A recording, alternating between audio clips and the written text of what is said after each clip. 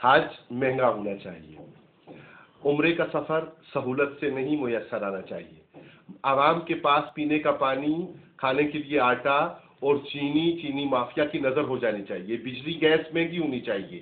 یہ کون کہہ رہا ہے مہنگی ہونی چاہیے؟ میں نہیں کہہ رہا۔ ارکان پارلیمنٹ کی مراعات میں جو اضافے کا بل آیا ہے سفری سہولیات میں، تنخواہوں میں اور دیگر مراعات میں، وہ بول کر یہ کہہ رہا ہے کہ ہمارا حکمران طبقہ یہ چاہتا ہے کہ وہ آپادھاپی کرے اور عام آدمی کو مسائل کی اندھیر نگری میں دھکیل کر کرے۔ کیا یہ اصول، یہ قاعدہ، یہ طریقہ عام آدمی کے ساتھ سہولت فراہم کرنے کا ہے؟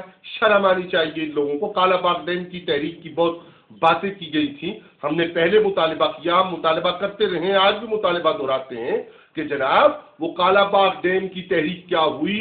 یا ارکان پارلیمنٹ کی تنخواہوں اور مراعات میں اضافے کے بجائے عام آدمی کو سہولت دیجیے۔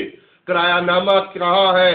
کرایوں میں ہوشربا اضافہ ہے، سہولیات میسر نہیں ہیں، جو سہولیات میسر ہیں ان کو استعمال کرنے سے عوام لاچار ہو چکے ہیں، اور آپ ارکان پارلیمنٹ کی مراعات میں اضافے کے پیچھے پڑے ہوئے ہیں۔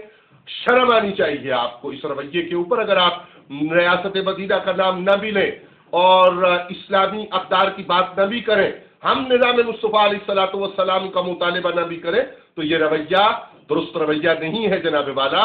تبدیل کیجیے اپنے رویوں کو، ٹھیک کیجیے اپنے رویوں کو، اور ہم عوام کو سوچنا چاہیے کہ ہم نے اپنی نمائندگی کس کو دینی ہے اور آئندہ کیا فیصلے کرنے ہیں۔ اللہ رب العالمین ہمارا حامی و ناصر ہو۔